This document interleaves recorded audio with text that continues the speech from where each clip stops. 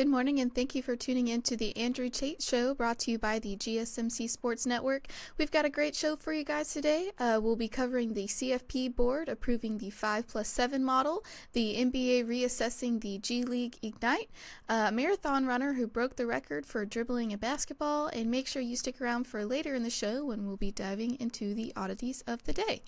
Before we start, I'd like to ask that you like and follow the show. Also, we get a number of questions from the viewers that come in during the show, so to ensure that your question gets read on the air, I ask that you use the tips and donation link with your question.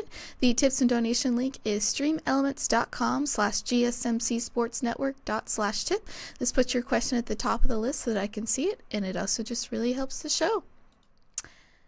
Hello, Tate. How are you? It's Wednesday. It's Wednesday. Okay. So doing okay. I'm a little out of sorts today because my day is so wacky. Normally, my schedule is sun up to sundown. I have meetings and things that I have to do, and I'm here forever. Mm-hmm. I'm stuck here from sun up to sundown, but I have this giant opening in my schedule. So I have for the first time in a while, I have like 3 hours in the middle of my day that there's nothing, that sounds, that is weird for me. Yeah. So I'm kind of like, do I go and work and get caught up? Or, don't slap me for saying this. Or do I I have a big break in the middle of my day. Do I go to the beach? I would go to the beach. That would be... Because the beach is literally just down the street from Yeah. me. It's like, it's walking distance. Mm-hmm. So that's my dilemma. Be a productive member of society or a freeloader, slacker. I would say, since you never get breaks, go take yourself a nice little break. People don't understand. I am like rolling 7 days a week. So it sounds kind of bad that I'm like, middle of my day, I'm just going to go to the beach. So that's my, but I do feel like it's a Wednesday. So it's kind of like, I'm kind of that flat day. This is kind of like uneventful. Mm-hmm. So I'm depending on Faith to put some energy in me and wake me up. Faith is like, you're barking up the wrong tree. Good luck today, honestly. All right, let's see. What do you have going on? So we have the College Football Playoff Board approves move to 5+7 model for the start of the 12-team format. The College Football Playoff Board of Managers on Tuesday voted unanimously to revise the format of the 12-team event to include the 5 highest-ranked conference champions and 7 at-large bids, finalizing an adjustment from the original 6+6 model. The board, which is made of 11 chancellors and presidents from each FBS conference plus Notre Dame, met virtually on Tuesday to finalize the adjustment that was introduced to account for the dismantling of the Pac-12 and the latest round of conference realignment. Washington State President Kirk Schultz, the Pac-12 representative on the board, have been the lone holdout on the change during the board's most recent meeting. Okay. So this was a matter of time. This was just a matter of time that this was going to happen. Mm-hmm. Washington State and the Pac-12 was the main one holding things up. Mm-hmm. The original model was 6+6, which would mean all 5 Power 5 conferences got an automatic bid, and then the highest ranked group of 5 team would get in as well. But with the dismantling of the Pac-12, everyone wanted to go to the 5+7 model. Mm-hmm. The Pac-12 was against this because it kind of would cripple them. I'm very curious about what kind of deal was worked out behind the scenes, because not all of this, in order to change this model, you had to have a unanimous vote, meaning that Washington State would have to say, hey, it's okay to leave us out. And it would be foolish for them to leave them out unless they got some assurances meaning I think this goes back to, and if you notice, a lot of this whole conference realignment, crazy stuff that's going on with college football, all started because of the collapse of the Pac-12, which then trickles all the way down to Florida State, to George Kliavkoff being fired. You know, a lot of this all comes from the collapse of the Pac-12. And so I have to speculate what was the deal to give Washington State the ability to vote and say, okay, we're okay with the 5+1. So I'm thinking about it, and it's the top four, pretty much. It's the top four. Let me rephrase it. The 5+1 right now is the top 5 conferences, ranked conference winners. So most likely that's going to be always the SEC champion, the Big Ten champion, the ACC champion, and the Pac-12. So what is it? So my guess is that they're pretty much saying the Pac-12, if they merge with the Mountain West, most likely it's going to always be that 5th team. My speculation, because you know, that would not work. I don't understand how that would work if the Pac-12 would be left out. Why would they vote for this? Right. Unless they either got a huge check or they got some assurances. If this model went in last year, the conference champions would have been Alabama would have been the SEC, Michigan would have been the Big Ten, the Pac-12 champion was Texas, Florida would have been the ACC champion, and Liberty, out of I believe the American Conference, would have been the other team that got in. The four largest ones would have all gotten a bye the first week, and Liberty would have had to play in the first round, but they would have gotten a home game. Do you think that they're changing this because of what happened with Florida State? Do you think that's why? No. This is one time that Florida State was not an issue. No. Okay. They had already had it set so that the ACC was automatically going to get a bid. So an automatic invite to, you know, a buy or an automatic bid into it because it was going to be a 6 model. All 5 Power 5 conference would have meant the ACC champion, which is Florida State, would have gotten in. And still, it would have been, even in the 6+6 model, Liberty would have gotten in as well. I like this approach, though. This is a really good one because of the fact that it gives the top teams, you're gonna get the top teams in. So when you think about it, Georgia would have made it into the playoffs. Probably Ohio State and Michigan would have made it in. Florida State would have made it in. Maybe even Ole Miss would have gotten in. You know, Washington and Oregon would have gotten in. It would have been last year. It would have been absolutely amazing. And think about yourself as a Georgia Bulldog alum. It kind of sucked. Like, wait a minute, we were number 1. We won the national championship last year, but we didn't get a chance. We didn't get a chance to defend our national championship. I was so upset. Yeah. And I agreed with the decision to leave Georgia out. But even though I thought Georgia should have been left out in the 4-team model, which doesn't really think about who's the best team in the nation, if you ask me, should Georgia have been left out? I would have said absolutely, because of the fact that their schedule was so weak. They didn't play anyone, so they had no room for error.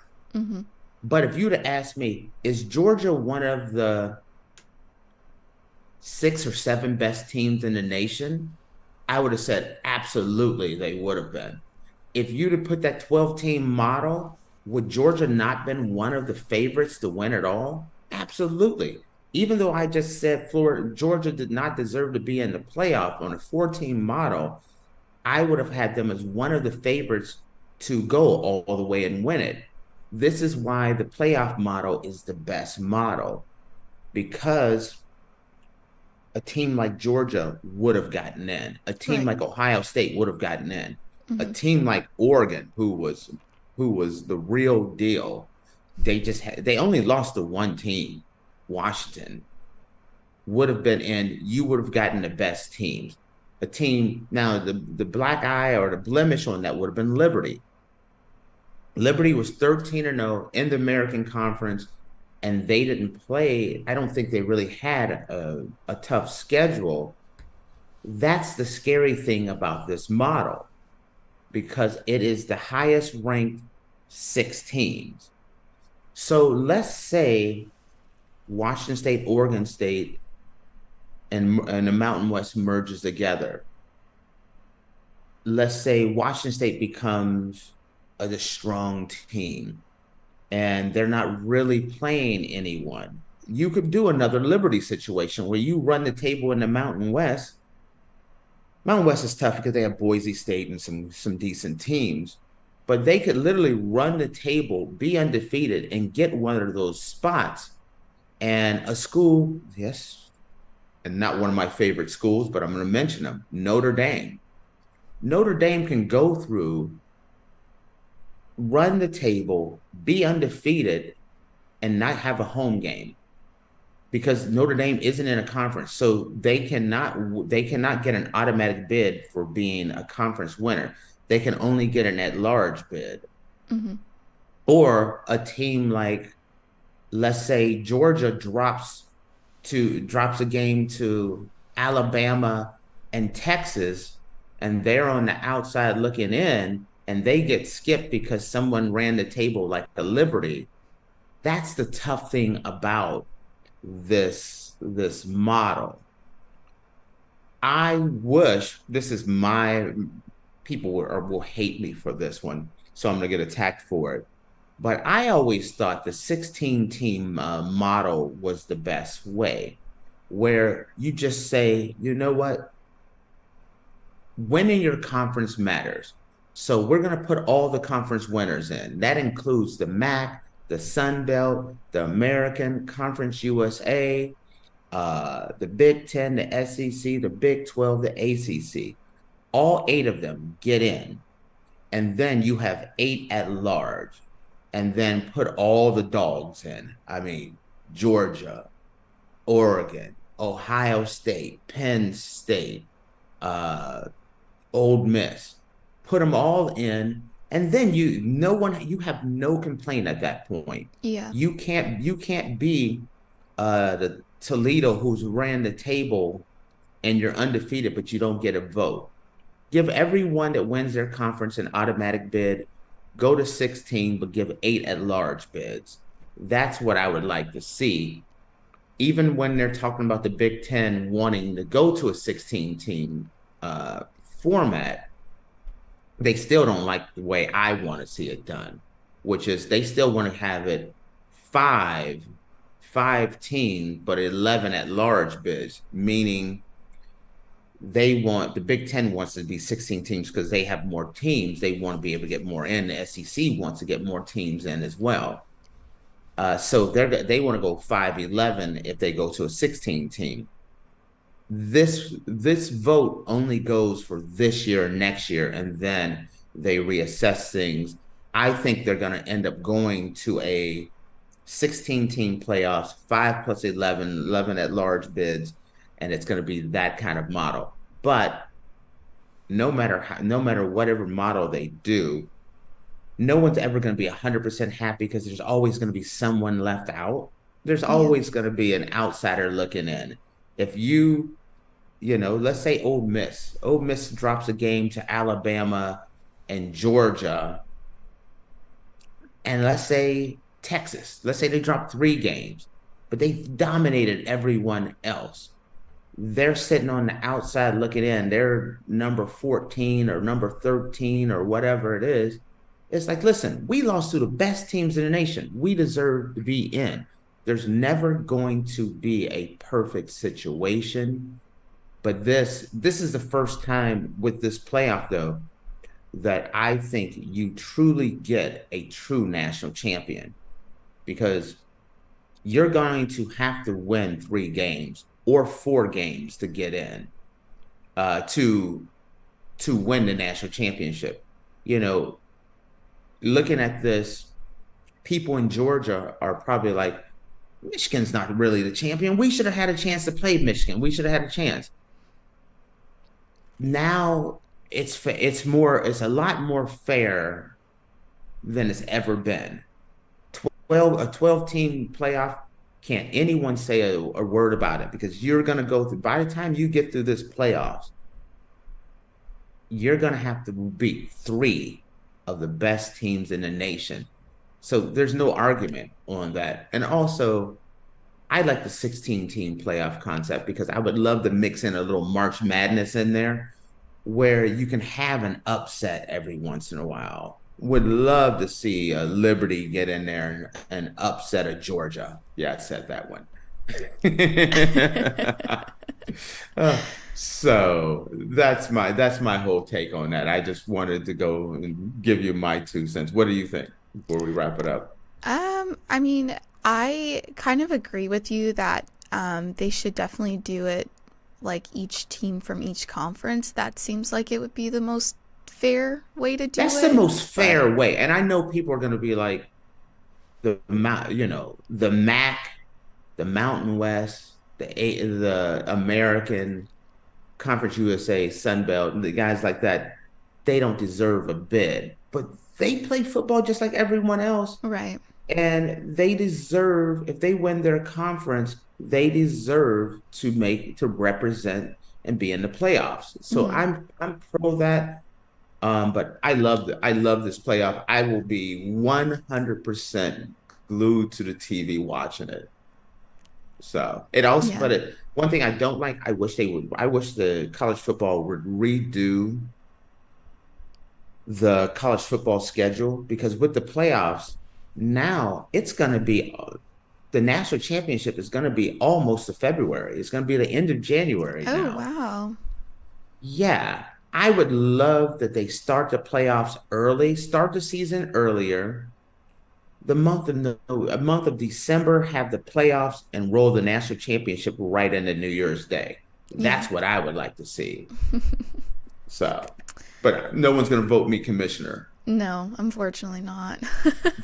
Faith, if they vote me in, I'm going to have a cush job for you. You're coming with me. Hey, I'll take it.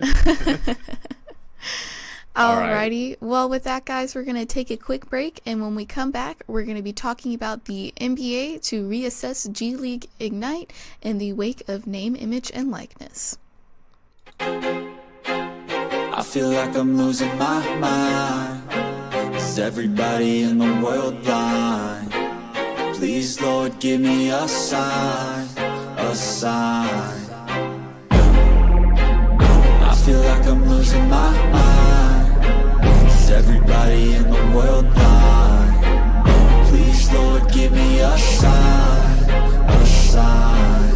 I wanna be the greatest. Everybody on the fake shit. I look around and feel like everybody is the fakest. I make this every day and I'm impatient, hoping one day I blow up from the basement. Statement, the top is so vacant. I don't hear shit that I think is amazing. Waiting for my day when I'm playing sold out shows for 1,000 faces. Hey, give me that crown, get in my way and to be put down. It ain't your place, all this my town. If I want that shit, then I'll get it right now. I'm losing it, the noose it fits, some losing shit, a stupid myth. You choose to live or choose to dip, you choose to fight or lose your grip and lose a gift. I feel like I'm losing my mind. Is everybody in the world blind? Please, Lord, give me a sign, a sign.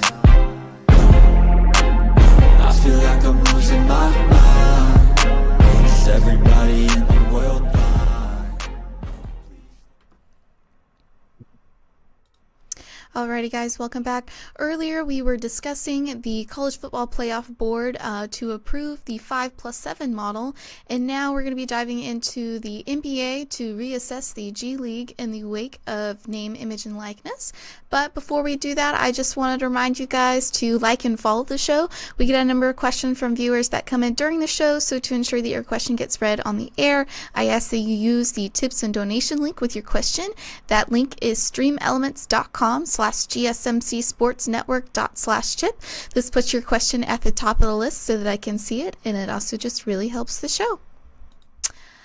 Alrighty, so name, image, and likeness. We've been talking about that a lot lately. Because everything, the world's been dropped on its head because of name, image, and likeness. Yeah. You know, so it definitely has shaken up football, basketball, collegiate sports, women's basketball. It's shaken up everything. You know, there are women players that do not want to turn pro and go to the WNBA because they're making more money playing in college. Yeah. I mean, I wouldn't want to leave either if I was going to make more money doing that. No, go ahead. This is going to go. I'm going to talk about that a little bit. I'm going to let you go, and then I will go. Okay. The NBA Commissioner Adam Silver called into question the future of G League, saying that the introduction of name, image, and likeness into college basketball landscape has diminished the need for the league to potentially continue the program. Silver said, I think given that that's happened, I think we are in the process of reassessing the team because now some of those same players who didn't want to be one and done players because they felt it was unfair and they wanted the ability not to just earn a living playing basketball, but to do commercial deals that weren't available to them in college, to hire professional agents, an opportunity that wasn't available to them at college. All of those same opportunities have been available to them. This is the fourth season that the G League has been in existence. It's a program that was originally created, as Silver said, to provide a path for pre-draft eligible players to be paid to play basketball before being eligible to enter the NBA due to the league's age limits for prospects. Wow. Okay. Here's a crazy thing that happened here while I was listening to you read this. And I was looking at it one way, and then I thought about something, and I totally changed my mind. I'm going to talk about this in a totally different direction after listening to you read this. So this is kind of on the fly here. Originally, I was going to say that I don't think they should do away with the G League. And, you know, and how it really does help kids who are trying to get to the NBA, and it helps kids who are maybe not the most studious, let's say, kids that they're playing, you know, it's a double-edged sword. And I'd love to hear what you say on this one. There are kids, they're only going to college because of this rule where they have to be one and done, or in football, 3 years past their graduation in order to be eligible to turn pro. And so the G League is a nice place for certain people who don't want to go to college. They want a hoops degree. They want to go play basketball, become pro. Oh, you have something else? I didn't know that they're not college students. They're just... No, G Leaguers are not college students. Okay. You have two paths. One, let's say you're an amazing basketball player, but maybe you have no interest in going to college. But you have to be 1 year past that. So you have to go play somewhere. Right now, it's nice because either you go to Europe and play in Europe or South America, most likely Europe, or you go to the G League. If not, you have to go to college. Well, not everyone wants to go to college. And so there needs to be a place for that. Now, let's shift this a little bit. It sounded, when I was listening to this and I started thinking about the cost of the G League, I could definitely see the NBA scrapping the G League. And here's the reason why. Because there is a place for those guys. Once I figured that out, my whole opinion changed. They should do away. I could see them doing away with G League. For the players who are good enough to make it to the NBA, you would still have two choices. I can go play in Europe or South America, still would have that option to get paid and play, or I can go to college. But what's the good thing about, I feel like, name, image, and likeness, what has changed everything, and what I love the most about name, image, and likeness is two things. Number one, for the player that is almost there, being able to work on your game and develop yourself as a player, and then maybe move on to the NBA, or you're playing a few years and you find out you're not good enough to be an NBA player.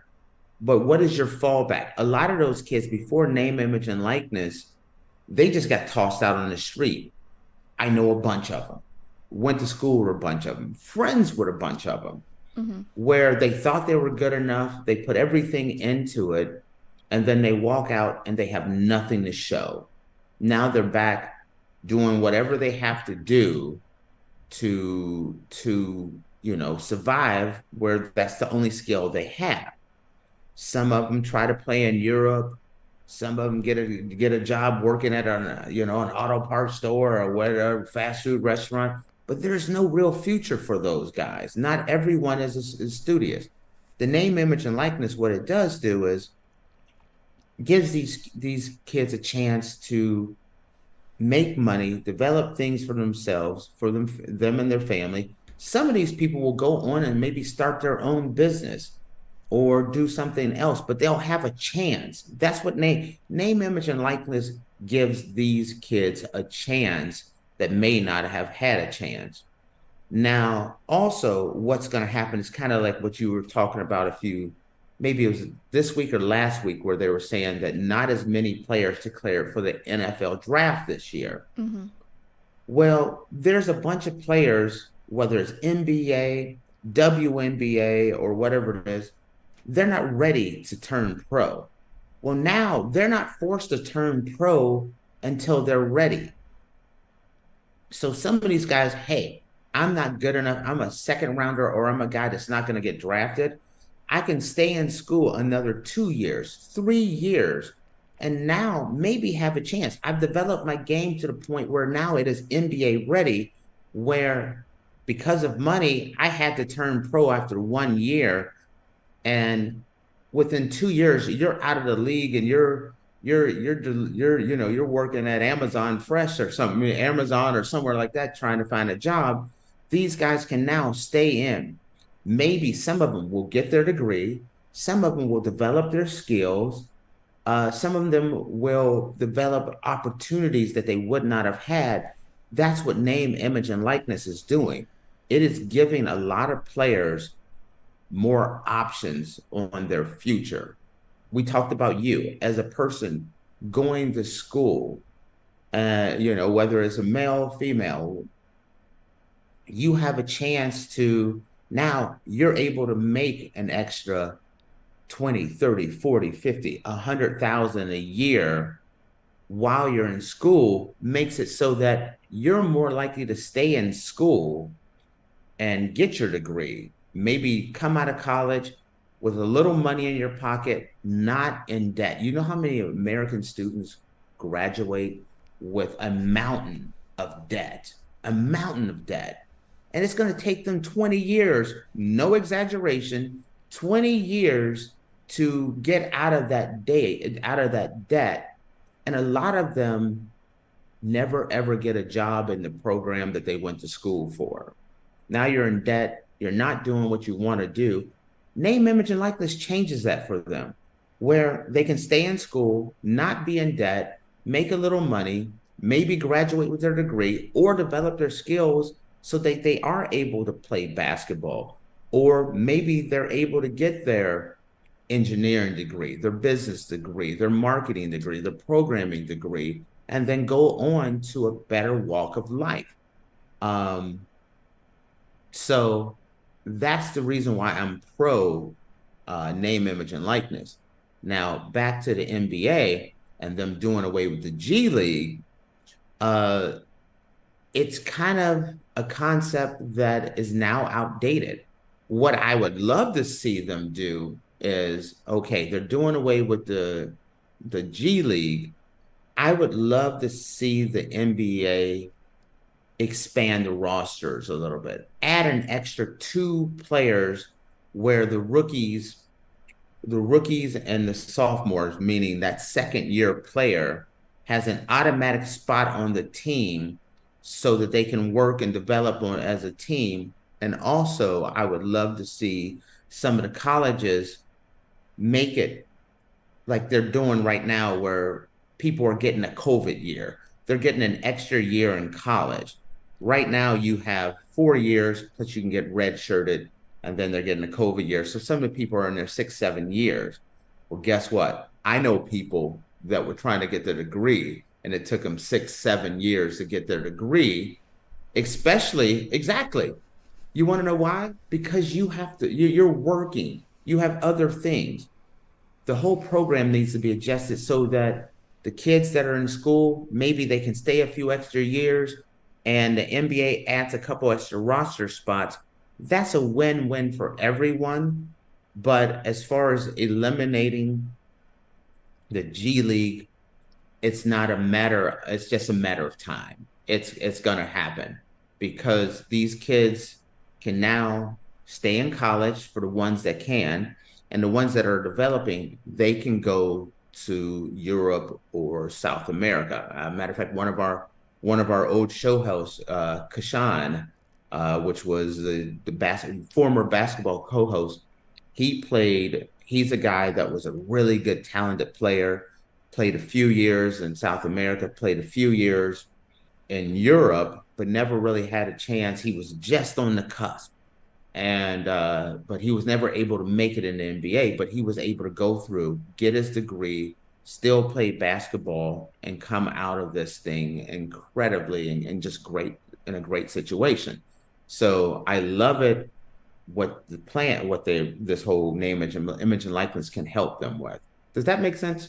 Yeah, no, it definitely makes sense. And since like learning about all of the name, image, and likeness stuff, I think it's a great thing that college students get to be paid while they're in school and doing those sports.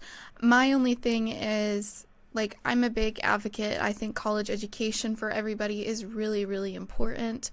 But some people, college is just not for them, you know? College is not for everybody.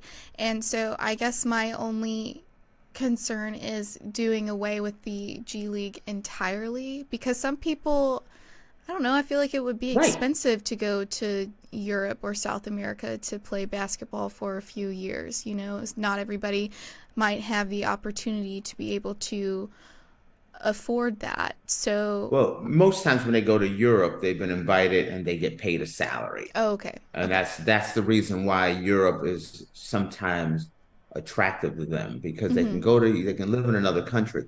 But there is a whole subset of people that they're not good enough to make it to the NBA.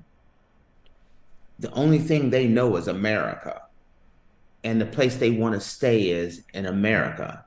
That's where the G League was so important to them, because they didn't want to go to the University of Akron or Ohio State or Georgia or Michigan, but they wanted to play basketball because they're good enough. The G League was a place that they could go, hone their skills in, and then live their dream and possibly go to the NBA. Secondly, another reason why I was initially against them doing away with the G League, and why I've changed my mind, is strictly because it's just a matter of time before it goes away. If Adam Silver is talking about, its question is publicly, it is not long for this world. But there are the NCAA has some crazy rules. You can only practice so much. You can only be in contact with your coach so much. Where the G League was a different place, where these kids could go to the G League and literally their job is their game, is to practice and develop their game, which is what they're there for. There's a whole group of kids that are going to college and they're not going to class. They have no interest. If you have, like before this one and done rule, LeBron's a smart guy, but I'm using a guy with LeBron's skills. And maybe he doesn't want to go to college, but he has to go. I'm just using a guy with that kind of skill. Why should he be, he's going to the University of Georgia. He's not going to class because he's one and done. He's here, he's serving his time, and then he's hauling butt to the NBA. Well, that doesn't help anyone because he's not going to be taking his classes. He doesn't care about being eligible. He just has to be on campus so he can play a game. The G League made it so those guys did not have to be on campus. They could just go and play their game, especially if they wanted to stay in America. Does that make sense too? Yeah. Mm-hmm. So they get to hone their skills in. Even with name, image, and likeness, a lot of those student athletes are not in class anyway. Yes, because they're there. They are there to get a basketball degree. Mm-hmm. And the G League made it so that they're not taking up space on a campus. They could go and play somewhere and be in an environment. Matter of fact, if anything, I would love to see them expand it. Expand G League so you get to work on your game. You get to work on, as if you're going to give a 1 year one and done, have them come to the G League, make all the one and dones go to the G League. They get to work on their game, work on how to interact with the media, how to manage their finances, meaning, how many players turn pro and then millions of dollars just dropped on their doorstep. And they don't even know how to write a check, open a bank account, balance a bank account, not have people take advantage of them. Maybe take that 1 year, bring them to the G League, have them work on their game, and also give them the skills to be able to manage being in the NBA. See, that's why I think there is a need for, but, talking on both sides here by saying it, I felt like the G League never went far enough. Mm-hmm. Just make it for those guys. I would love to have seen the G League develop in a place where all players could spend 1 year or 2 years or 3 years. But, it didn't happen that way. And I think it's not long for being around. The G League, I think, is toast. Well, I mean... Way to go there, Faith. It's like, mere bag of shells.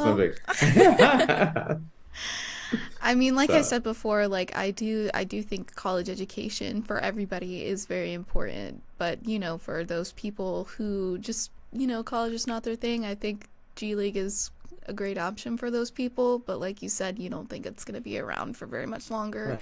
So I was thinking about your boyfriend, which is kind of funny to bring him up into this, who's a pastry chef. Yes. Imagine if someone said, hey, you can't be a pastry chef until you go to college for at least 1 year. He went to college. I understand it, but I do understand it. Again, just meaning that if you want to be a pastry chef, you can go to culinary arts school or you can go and learn to be a chef without him saying, hey, you must go to you must go to this school for a year minimum. He's the greatest pastry chef in the world, but he has to go walk around campus, University of Georgia. Yeah. That's kind of crazy as well. Anyway, yeah, that is... Faith's boyfriend, talented on the cooking side, on the pastry side. I haven't had it personally. I'm just living vicariously through Faith. I have faith in Faith on her on her boyfriend's. Hilarious. I know you're tired of hearing the people say I have faith and faith and I've things heard like them that. all. I've heard them all, honestly, in my 20-some years of life. Try Tate as a name. Tate, tater tot, tater Yeah. wedge. You know what I mean? Tater Trust tot. me. All right, guys. Well, with that, we're going to take a quick break. And when we come back, we're going to be talking about a Texas man who breaks the record for a half marathon while dribbling a basketball.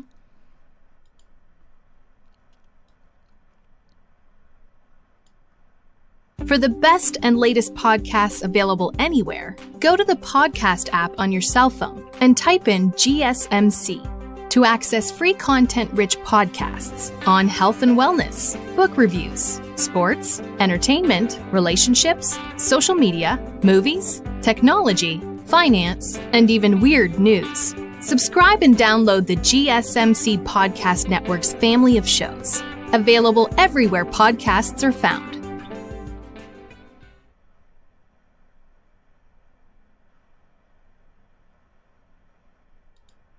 Alrighty, guys, welcome back. Earlier, we were discussing the NBA to reassess the G League in the wake of name, image, and likeness.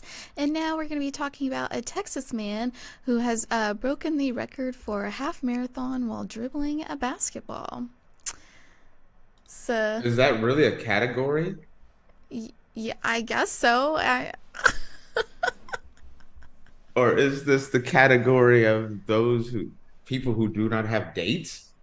Is this one of those categories again? I watched a bit of the guy doing it. I don't think like everybody else was dribbling a basketball during the half marathon, but he was doing it.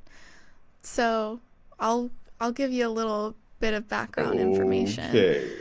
So a Texas man broke a Guinness World Record when he finished a half marathon with a time of 1 hour, 21 minutes, and 39 seconds while dribbling a basketball. Ben Duong, 24, a graduate student at the University of Texas at San Antonio, finished 12th in a half marathon at Sunday's Austin Marathon with the average pace of 6 minutes and 14 seconds per mile. He was greeted at the finish line by San Antonio Spurs mascot, the Coyote. The Austin Spurs, an NBA G League affiliate team from San Antonio Spurs, celebrated Duong's accomplishment on social media. They said, "We're honored for the opportunity to unite people through unforgettable experiences in the community." The previous record for fastest half marathon dribbling a basketball is 2 hours, 3 minutes, and it was set by Chi Kit-cheong at the TCS Toronto Waterfront Marathon in October of 2023. I'm honestly kind of impressed. I am not. You're That not? is I almost fell asleep while you were reading that. Oh my God. And then the fact No, I'm not attacking you, Faith. I'm talking about the event. The fact that the San Antonio Spurs mascot was there and all that, I'm like, why? They sponsored him, I believe. They sponsored him in the marathon. Okay. Tell me why you're impressed. Enlighten me. I need to see the light here. Okay. I'm 4'11", so one, I can't run very fast. And also, since I'm short, I never really got into playing basketball because I was just like, there's no point. I've got no luck in anything. No matter how good I get at whatever, my skills are just not going to be up to par for basketball. Oh, wow, that is so true. You know what? Listen, you could practice every single day, 8 hours a day. No one is saying, yeah, let's put Faith on the team. I was last pick. Wow, because you never think about basketball. Oh, that is, yeah, I can totally see this one. You kind of need the height advantage for basketball. Yes, that's important. Probably out of, let's say, maybe 10 shots at the free throw line with me, I will maybe make one. Oh, really? It's Yikes. 1 in 10, yeah. Oh, damn. Okay. So So you have a different respect for people that can play basketball and all that and dribble and absolutely. everything. So, and I can dribble a basketball. It's not hard to dribble a basketball. I'm not good at dribbling a basketball though, because I don't do it. That's not a sport that you've been, yeah. You didn't play a lot of basketball. So the fact that this guy is averaging okay, I have no clue what word you are trying to say there. Averaging. Okay, Sorry. averaging. Okay. You lost me for a second there. The fact that he's okay, forget it. The fact that he's averaging what? 6 minutes and 14 seconds per mile while also dribbling a basketball, to me, that's impressive. Because so you're living vicariously through him. That's what it is. Yeah, because my mile, even like when I used to run a lot, I could never get my mile down less than like 9 minutes, just because of how short my legs are and I can only go so fast, Wow, yes. So, and this dude is doing it while dribbling a basketball. So I can sort of see. And he finished 12th in a half marathon doing. Okay, I can see where you're coming from with this one. I'm looking at it like, come on, dude, what are you doing? I wasn't saying I was falling asleep because of the way you were reading the story. I'm falling asleep just on his decisions in life. That's what I was kind of bashing him for. And it's kind of cool to see someone else's perspective. I think it's impressive. I can dribble a basketball. I can play basketball. I'm not going to be in the G League anytime soon, but I can play basketball.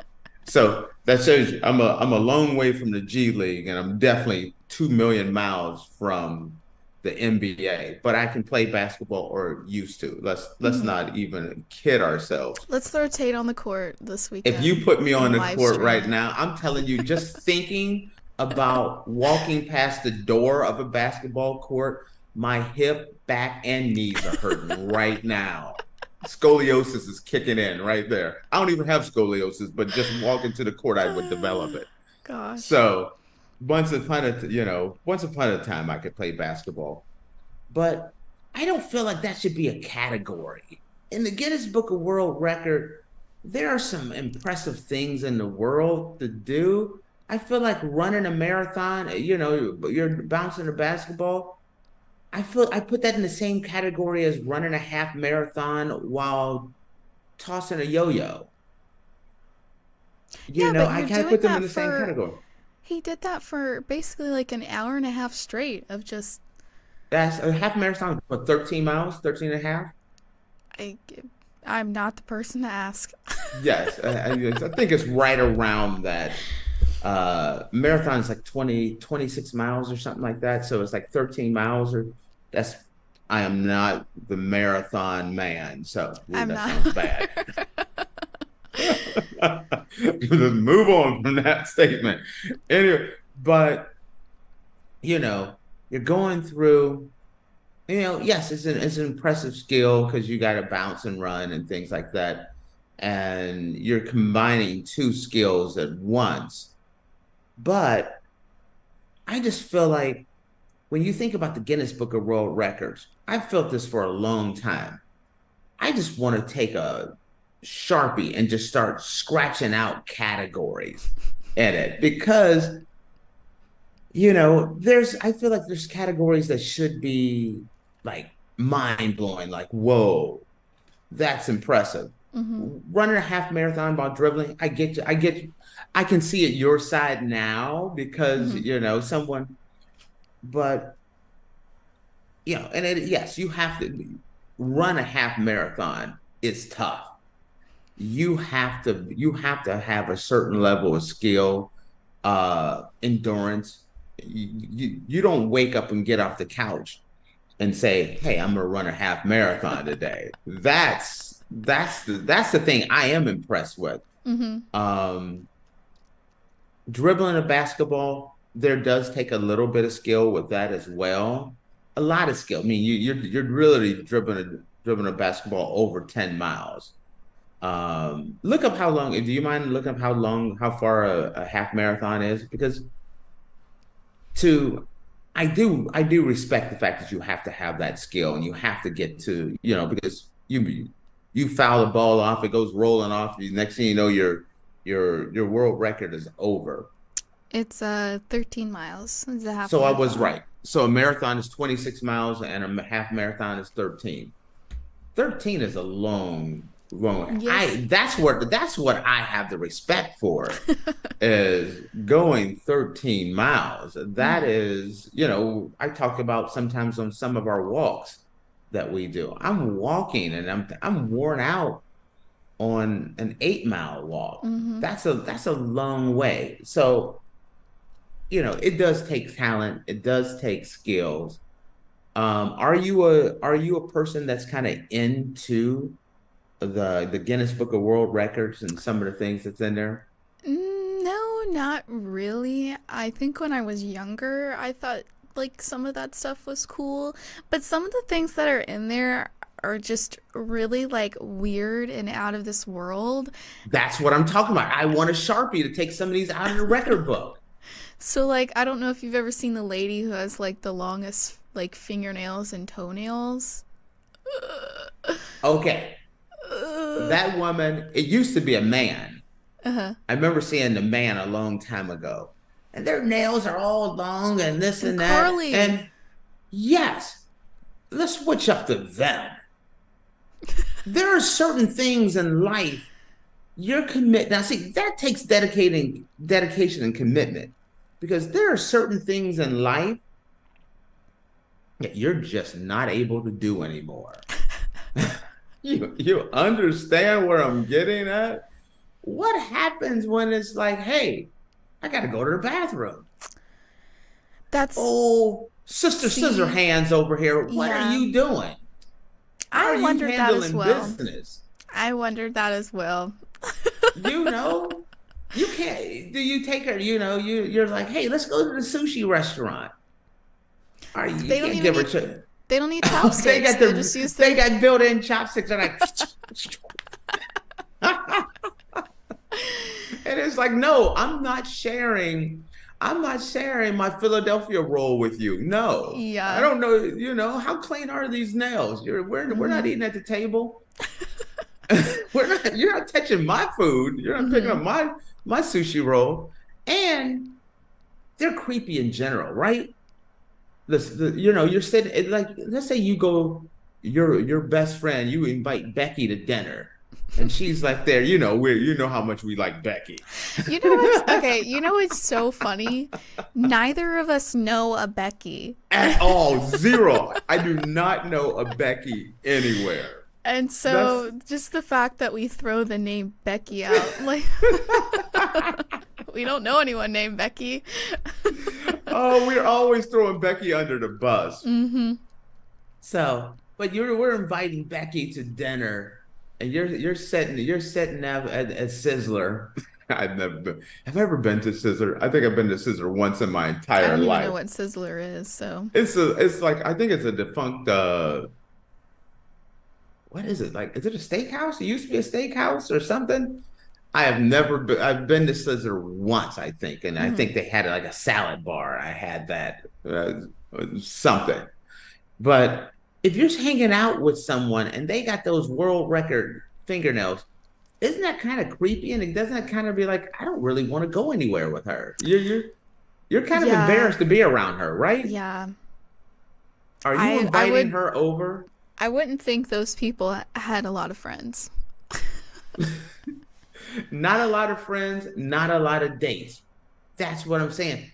I kind of feel like that's what the Guinness Book of World Records have kind of gotten themselves into. These weird kind of, I hate to say freakish categories that no one really cares about except for like two people.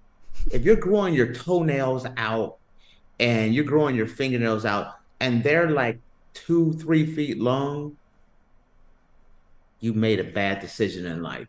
Your social calendar is now free. You made a bad decision. There's consequences and repercussions for your decisions. And That is true. You're sitting at home eating chicken nuggets and eating your dino nuggets and drinking your yoo-hoo drink, and you're growing your toenails out to 6 feet long. There's a consequences for that. I'm sorry. Yeah. That's why I want to go through with a Sharpie and just start eliminating categories for the Guinness Book of World Record. And I am sorry, man who dribbles for 13 miles, you're getting a Sharpie too, bro. I'm taking you off the list.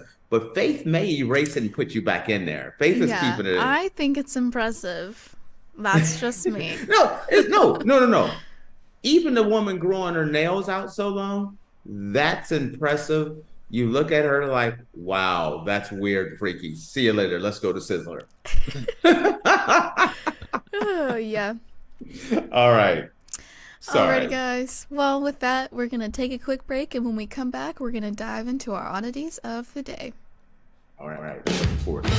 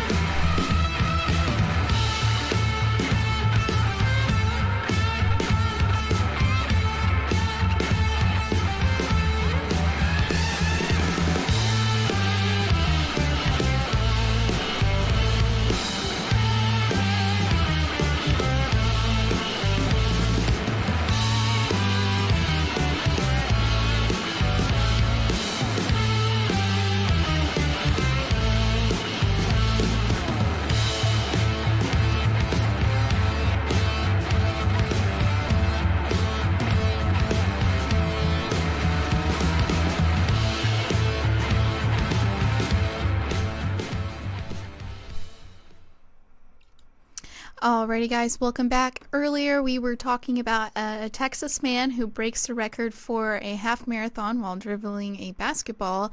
And now we're going to be diving into our oddities of the day. Ooh, Tate. Yes, ma'am. This one, I think, takes the cake for oddities in our show so far. Do I even know about this one at all? I don't think you do. I mean, you might, but I'm bracing myself here. I love how you're like, "Woo, Tate." So I'm like, okay. I mean, either in you're my about to choke opinion, me. in my opinion, it takes the cake. Okay, a let's couple hear this. held a wedding in a Kentucky gas station known as its disco bathroom. So they had their wedding in a gas station bathroom.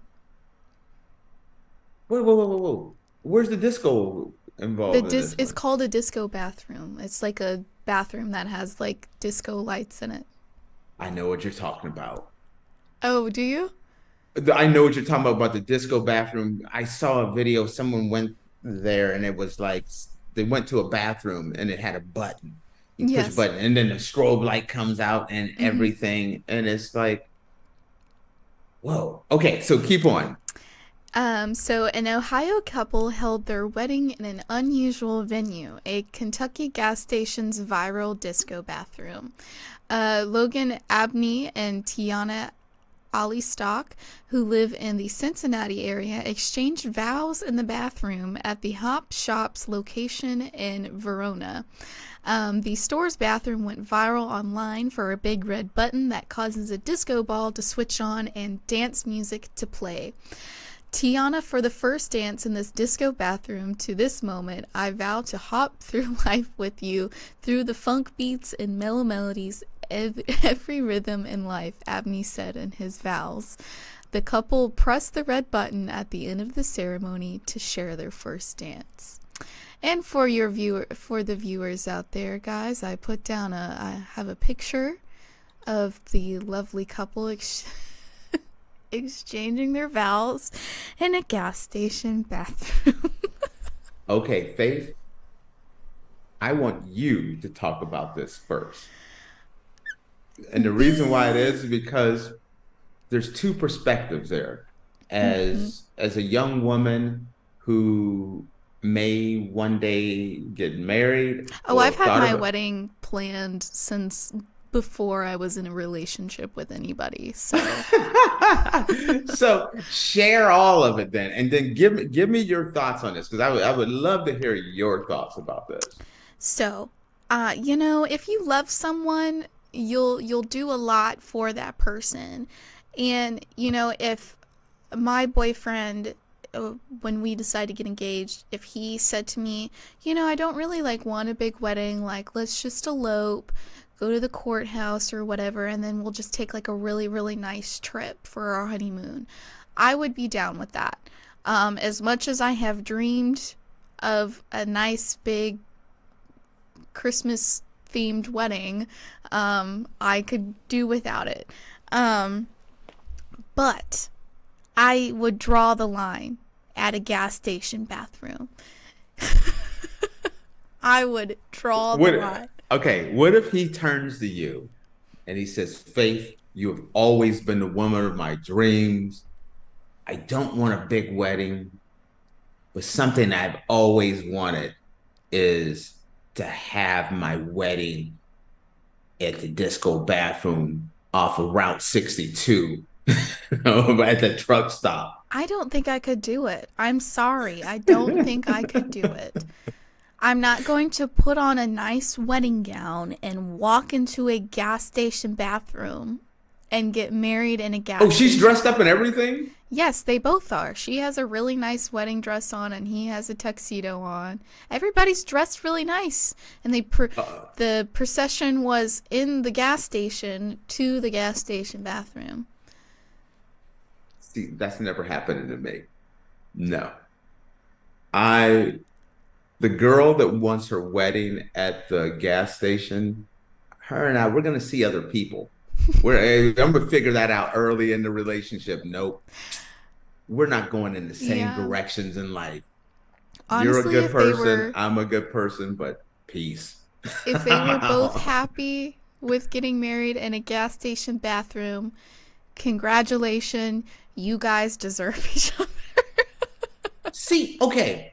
I have a reason on when this is acceptable. There is an acceptable moment.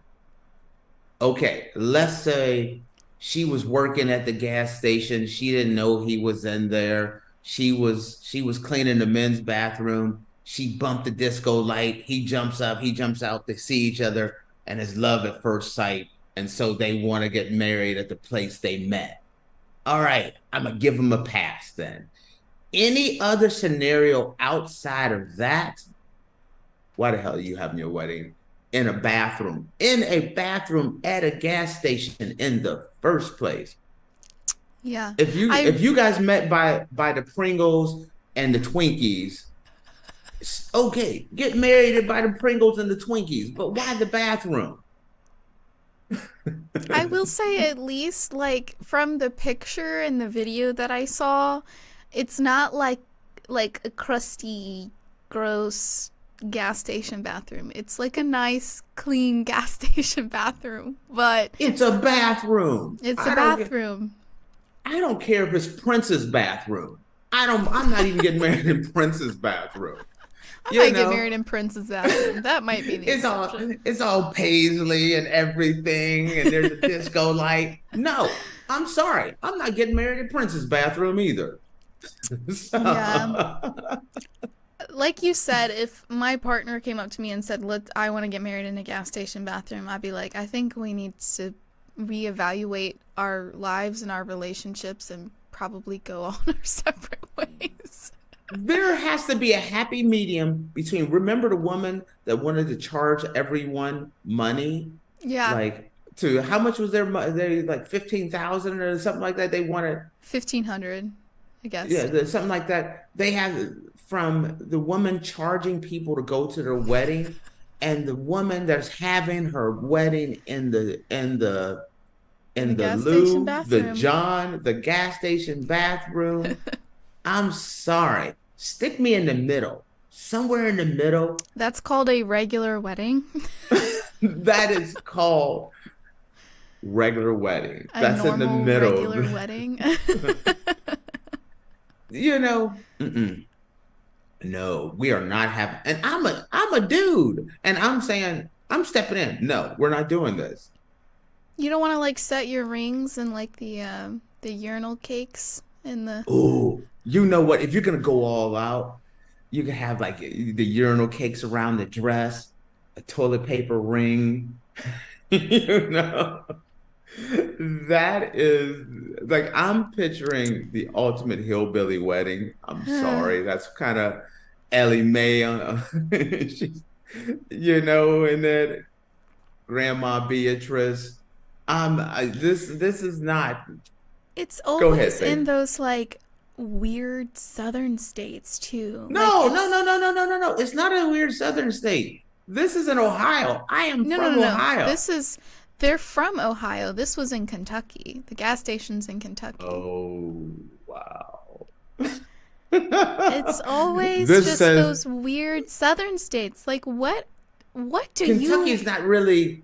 it's It's more of like an Appalachian southern. Yeah, I get what you think of Yeah. it, kind of like a southern state. It kind of southern adjacent. is there something in the water like the things that y'all get up to over there is just See, this is one of those things where Faith, you got to be careful because people that don't like Georgia is special. And let me tell you why it's special. And so some people think of Georgia and it's like, ooh, but if you've spent time in Georgia, Georgia is like super developed. There's some awesome parts of Georgia, and then there are some special parts of Georgia. I've seen both. Yeah, so you understand what I'm talking about? Yeah. So depending on the Georgia that's in people's mind, there's gonna be some people that's gonna be upset with you. Like, listen, I've been to Georgia, and Georgia's nothing special, but Georgia is special, and it's special both ways. Exactly. And that's why I get it. And that's why I'm saying what I'm saying. That's just like Kentucky, and there's parts of Ohio the same way, where it's like there's some. That's why I said some bathroom at a truck stop off of 62. Highway 62 is actually in Ohio, so that's why I kind of tied it together there. But yeah, I think I have a theory. That guy that was running that marathon doing the basketball was the guy having the wedding at the bathroom. No. No, Faith is like, nope. No. And don't come after my guy because I'm impressed. Faith was like, you lay off of my man there. He was like, no. Yeah. What woman? Hell, hit me up. What woman wants to have their wedding in a gas station bathroom? Is there any scenario? No woman out I there? know. No woman I know. Give me a scenario that would make it so that you would want to have your wedding in a gas station bathroom. This isn't, like I said, this isn't Prince's bathroom, which I'm Maybe still if saying no I to. was like, I was on my deathbed and I went to use the bathroom and I was about to die, I would be like, yeah, let's just get married right here so we're married before I die. That was my dying wish. That would maybe be the only time I would let that happen. Seriously. And then how? Okay. I want to see those wedding invitations too. All right. Oh, good. Yeah, Ellie I want Ma- to look that up. Ellie Mae, you got to buy your dress. And it needs to be this, but we're going to be at off of 95 South. You know. We're at the truck stop over off of Highway 95 South. No, that is not going down. But people, there's going to be some upset people. Are you talking about them forever? What? Are you going to talk about them forever? When you go to this wedding, you find out it's at the feed and fuel off of Route 62. Yes. Absolutely. You're at the local feed and fuel at the disco bathroom. That is like a once in a lifetime experience. And I will, if I got invited to a gas station bathroom wedding, till the day I die. You're talking crap about them, right? Literally, that will be my fun fact. When people ask me my fun fact, I'll be like, fun fact, I went to a wedding that was held in a gas station bathroom. Like, okay. Even you said the once in a lifetime. Let's just say, statistically say it's not a once in a lifetime situation. Let's say this is their 5th wedding. I'm still not doing it at a bathroom. no, I don't care if you've held 2 million weddings in a gas station bathroom. I'm not doing it. Okay, did he work at the gas station? Maybe he was a gas station attendant. You know, back at some of the nicer. I literally, Tate, I think they just did it because it was the disco bathroom that had the little button on it. I think that's the only reason they got married there. All right, I got it. Okay, maybe that's what struck up the conversation. They were talking about, hey, it's this bathroom that has the disco ball. You hit a button and it's lights. It struck up the conversation with them because he didn't have enough nerve to actually step to her and make start a real conversation. So he started with the disco ball light in the bathroom, and the magic started happening, and the disco ball conversation is what brought them together. That's what I'm saying. I'm sticking with that. There has to be a tie to this, right? There has to be a bonding moment that made the disco ball bathroom that special place that kind of lit the fire in their heart to get married in a bathroom. You would think, but I don't know. I'm sorry. And if any girl came to me and said, Tate, you're the man of my dreams, let's get married, and I want to get married at the disco ball and the bathroom and in the disco bathroom. Bye. It's not happening. It's not happening. See ya. Sorry, Becky. We can't date anymore. Peace. Hit him with the deuces. I'm out. Tater tot out. See, now you're calling me tater tot. Look at you. That's hilarious. All right. That's the one we're going to end it on. Yeah. Guys, just word to the wise. Don't have your wedding in a gas station bathroom. You know? Or, guys, step your game up, okay? Yeah. Step your game up. Mm-hmm. You don't have to spend a lot of money on your wedding. You don't have to, but if you're starting your marriage is the gas station bathroom, you are doomed to spray cheese, trailer park, and divorce court. That's my theory. All right, guys. Well, with that, Dino Nuggets. With that, guys, we're going to close out the show. Thank you for tuning in to the Andrew Tate Show, presented by GSMC Sports Network. Your support means a lot to us, so please remember to subscribe to the show and leave a positive review. It really does make a difference.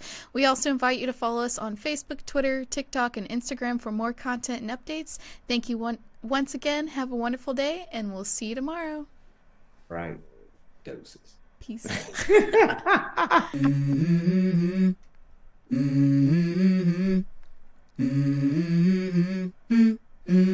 go. I wake up to a little bit of drool on my pillow, feel like it's gonna be a bad day. Yeah, I'm tired of shit, and the coffee ain't hit yet, damn, ain't that great.